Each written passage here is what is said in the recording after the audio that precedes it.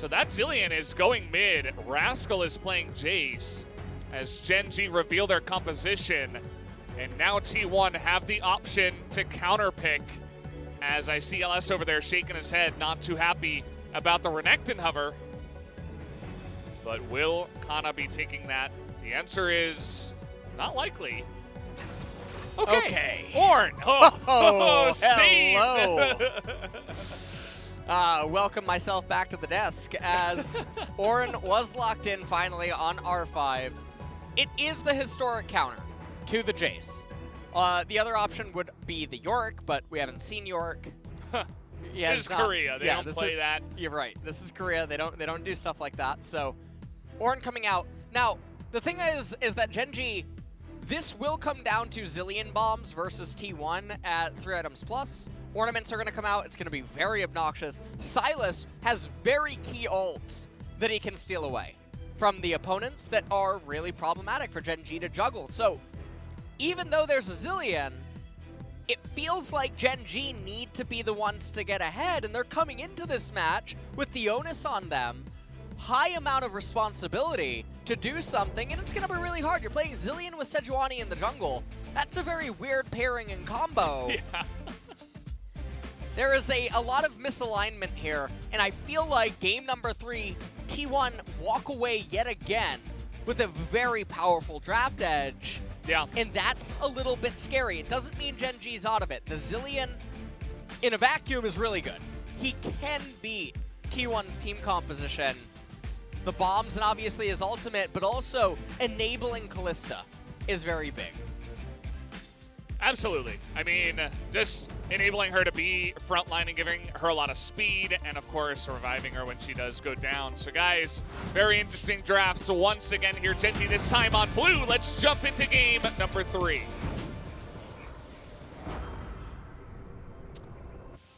There you go. As I was a little bit confused about that for a second, but when you play Kalista into Sylas, the Sylas gets a target that he can use Fate's Call on. And so he will choose Faker, actually. So he's not going to be throwing in an Ornn or an Effort or anything like that for an engage. He's actually going to use it for safety for Faker if the time does need it. So he can hop forward, steal Ruler's ultimate, save Faker with a Fate's Call. So yep. Cute little thing there as Gen.G go for a little bit of a walk through the jungle and river. They don't find much, but they put down a ward. And Azir having that free get out of jail card, the Quicksilver Tom Kench, is basically what it is. I don't even, maybe there's a better name for it. Tom Silver Sash. we can go places. I mean, it's basically what the ability does. Tom Cash. With a K, of course. Oh man. Do you wonder if Tom tells people that every kiss begins with K? Like that weird commercial. He would be the one. He would be the one. All right, well, here in this game, we take a look at the runes, and everything pretty standard. We have Gathering Storm on a couple of champions as well. So everything is looking like we're gonna brew up for a mid game. First dragon of the game is Mountain. What do you think about the Omni Stone on the Volibear? That's just to interject it, right? You know, as you were talking about the dragons. Well, we see it on support set, so yes. Maybe it's a similar idea. The thing is that it feels like it's so hard for Volibear to do anything in this because fresh play, fresh hook, so good at stopping him. I'm really curious to see why they picked it here. And you can see Jace feeling somewhat comfortable up in top lane with the call. Klid he's looking to Sin to start things off as 2 camps into a blue side invade. Life's going to come over and help him out, so managed to make it work that way. Cuz was opting for a full clear, and Kana just sitting really pretty up on the top side, and we just have to really pay attention to Rascal on this Jace to see what he can do. As Cuz looking like he wants to go for the blue buff of Sejuani, but take a look at Klid, this pathing. Now, Cuz has Smite, and this can get a little dangerous given that Jace has Prio, but it looks like he's going to be able to get it. And steal it away. Lid taking his time, actually. It looks like he was waiting for the scuttler. Oh, no. And now Rascal, what an awkward spot. He's baited into this one. Will he go for the fat flash? He gets flashed on, and then a miss. Because of the misread flash, the kill is still going to come down. But the roam up here from BDD will net Gen.G their own kill. Although First Blood was given over to Kana. And the thing about this is that BDD did end up roaming. Now, Faker actually killed all the minions really quickly, perhaps wanting to get a recall off that doesn't consume his teleport. We'll have to see. And take a look at this. Cuz comes up, and he goes for now he's playing a mind game right there by holding on to it to see if Jace will flash first, and then mispredicts where exactly Rascal ended up flashing to. And it ended up being a 1-for-1, but that's not the end of the world. So First Blood went over to Ornn, which is really valuable. He ends up building a Ruby Crystal first. Life and Ruler are going to pick up the Scuttle Crab on the right-hand side. And all things considered, it's not that bad of an opening for Gen.G, but Mountain Dragon is something that T1 wants to be able to get early. They want to lock down that objective if they can, because after that start, it's just going to return to the Krugs that are going to be respawning here. Faker himself just farming it out. He's going to be a bit ahead on CS because of the way it did go down in the mid lane. Zilean, not very good at CSing with his auto attacks, especially under turret, especially if, you know, it's kind of an awkward situation where a lot of the minions are taking damage. So he's going to get behind. Faker taking a little bit of an aggressive trade here, but not all that much, as we really want to see where these junglers are going to go. Lid, he hasn't really, you know, he was able to get up there and help with the initial kill, but other than that, just kind of farming it out as a nice little trade up in the top side. Kana this time around, looks more comfortable on that Ornn. Now, Gen.G actually are going to be the ones to convert their bot lane prio into a Mountain Drake capture, as Cuz is more preoccupied on the left-hand side. And Kana, he went Balmy Cinder as the first. Oh, man. Level 6 is taken, and Rascal doesn't have flash. That's about as easy as it gets. Cuz doesn't even wait for that one, and look at that giant wave that, or rather, Rascal is going to be missing. Yeah. Up in the top side. That is pretty dire straits for him, although he does have that teleport to get back to get some of it. Yeah, and we can just see Jace was trying to get the recall TP off while he knew that a cannon wave was coming in, so he's not going to lose any minions. He'll lose one melee. But T1 capitalizing on that timing. And now Kana is brewing for another solo kill. He elected to take Ignite, and now all that he's going to have to do is wait for the ultimate to be back up, and Jace has to be really careful not to fall below 750 HP or so, which, if you take a look at his max HP, it's only 916. So Ornn is able to get Jace into the Ornn combo lethal range really easily inside of the lane, and that is a very scary line to walk if you're Rascal when you don't have flash. Yep. Just wait for it. Take a couple of trades, you'll have a fun time. Look at Teddy. He knows he has the lantern. He'll just hang around, get as much value out of that as possible. But this Rift Scuttler is still going to go the way of Klid, who does pick up level 6 now on that Sejuani. Cuz still level 5 up in the top side, trying to catch up. And the bottom right-hand side of the map has slowed down. The one upside, though, is that Teddy is not walking out of this laning phase massively victorious, as Ruler actually ahead a little bit in CS. And you can see Kana trying to shove in. Not going to end up getting a turret plate here, but it's not the end of the world. Now, the other thing that is a bit peculiar is that the lethality is the item of choice for Rascal as his first items. When with the Zilean, I would have thought maybe we would see a Monomune build that we've seen previously in the LCK, and then you try to play a poke war against T1 using Zilean bombs and Jace shock blasts. But the lethality is going to taper off very fast in the early and mid game against some of these T1 members. And he's going to really have to show up big in the mid game in order to have value. So Sunfire Cape is almost even built for Ornn. He's kind of awkwardly gotten behind, has Rascal. He doesn't have a big lead in CS. He's 0-2. He's missed some XP. He's level 7 to level 8 of Kana.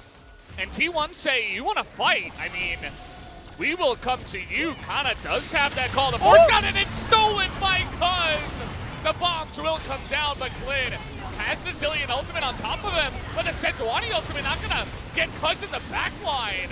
As now Effort lining it up in the front, and in comes Cuz once again. He is going to go down, but he sets up the kill onto the Kalista, which is really all he was looking for there. Teddy, 2 kills, double buff, and T1 pick up the Rift Herald, and it's not done yet.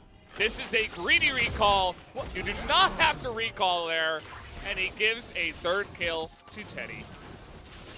And that's going to also be the blue buff going over to Faker, most likely, as Eladios is not going to end up getting it. And you can see that Clid is trying to run over to the left-hand side. He's going to get the bad news. He's going to start up the Gromp. But Kana, in the meanwhile, getting another turret play. Clid cannot kill Kana here. Bellows Breath would be able to invalidate any sort of a chase or lockups. Ornn is one tanky boy, as he's going to clear out that minion wave. Already got the turret plate, now he's going to channel the recall. 2,000 gold lead here, super early on. Let's take a look at how this all transpired. So, T1, rotate over, Cuz gets the steal. Ornhorn comes out, double knockup onto key targets. BDD couldn't re-enter the fight. Zilean ultimate, just not getting a lot of value. Clid has to flash away, he knows it's going to dissipate. The ignite from Ornn ends up killing him. In the end, in the back line there, Cuz almost got the HP restore on the Silas. But Teddy and Faker playing cleanup crew. And I like how Faker accounted for if Jace walked back further, he would go down and maybe look to cover it up. 제이스 칼리 노플. 칼리브 나이스. 나이스. 침착해. Calm down. At the end there. Yeah. And yeah, you can tell that Teddy's having fun, right? He's got a big smile on his face, and comes out, and he's 3-0. Now he's behind on CS, but 3-0 is a great feel anyway. So he's going to be having a good time there after he picks up level 7 from this giant wave that's coming in. And now T1, we'll see if they have the access to fight in here as, okay, TP's coming in. Then they're just going to go for it here, Gen.G. They really want to get this, but it's stolen again by Cuz. Another objective taken as the smites are good here for Cuz at the end of the series. As down will go the Bear, not having much fun in this game at all. Rascal. Faker, he's on vision. Rascal desperately trying to get on top of him, but he can't. He's going to be hooked and killed. As Truly a death sentence. Yep, the kill does go the way of the Thresh, and Faker stays alive. How about another kill and an assist for Teddy, who is absolutely gigantic in this game. And this is looking really grim right now for Gen.G here, as T1 extend their gold lead even more. The Rift Herald's gonna come out, and Teddy, wow, is getting so much damage, and I believe, well, no, actually. I don't even know what to say about this. 700. He even barriered early. That was just a little bit of overconfidence, and whoever was saying calm down, I think they got to tell Teddy one more time. Well, we take a look at this team fight. Another really good steal away. Rascal couldn't quite kill Faker. And then look at the right-hand side. He misses yet another shock blast. Feels really unfortunate. And then it was all just about dogging him down here. So let's take a look at this one more time. Silas, point of view, Windows mode. Look. And he has the Zilean ultimate. He says, I'm okay. And then it comes back into live, and they commit a teleport here.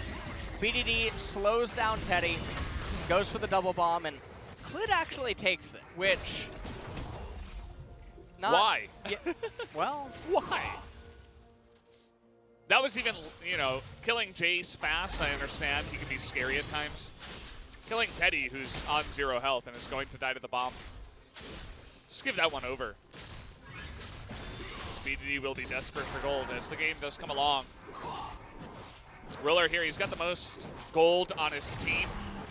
I think he and Glitter are pretty similar there. As Kana, you know, we talk about how Ornn is a ninja. Here's one moment where he's got it going on, as now the exhaust is going to come in. Really nice knockback from Rascal to save him there. But yet another trade going to be won by Kana. As will they go in for this one? The box comes down, but it doesn't quite catch the bear. So the bear trap ineffective this time around. And Faker getting slowed by Zilean. Oh, see, he went in for the plate, so he got out of position. He got the plate, but then he felt like, okay, if Klid's here, I'm dead. So I might as well just be safe and flash. And now Faker. Just wave clearing in mid. Ruler is the one upside right now. Oh, okay, he's dead. Well, now he doesn't have flash. It's a nice easy follow-up for Klid. Nice big kill for them. Jace also completed his call. 1.5 minutes now until the Ocean Dragon comes up. Faker's not going to have flash available for that. Oh, Ruler, what is going on? He's just getting in there. Although Effort is the smart one. He immediately puts down the lantern. He's like, nope, we're not winning this fight. We got the heal out of him, but we're not going to kill him. And immediately Effort is really on position. Effort's quietly having a very clean and great series so far. And T1 grouping for the second Rift Herald here.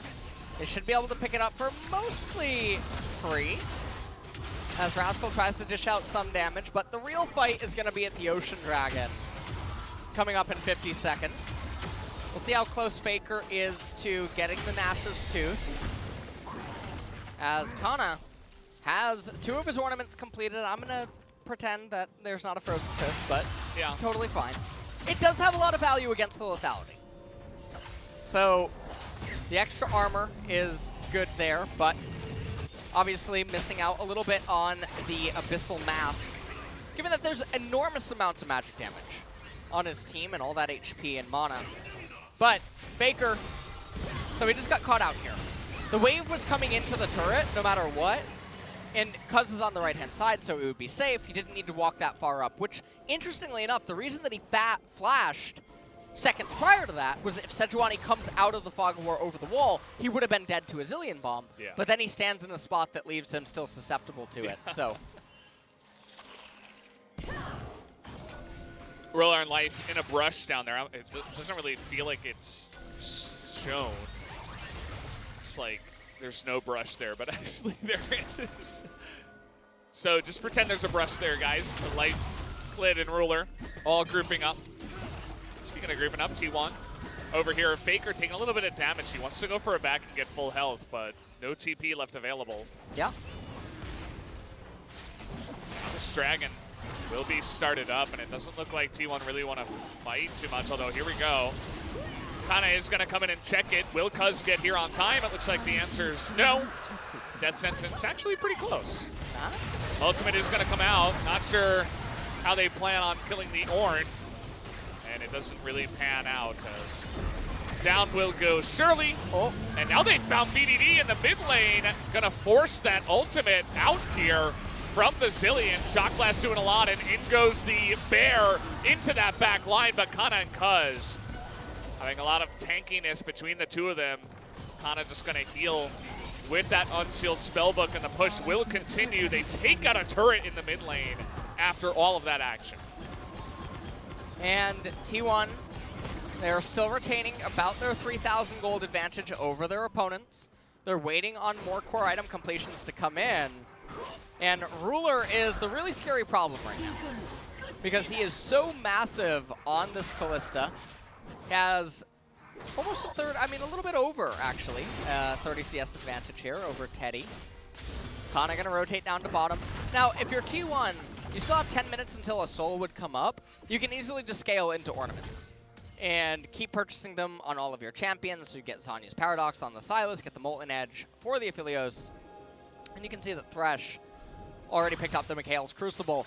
And things are in a little bit of a standstill now. It's very hard for either team to force a team fight without the opponent somehow being able to consent otherwise.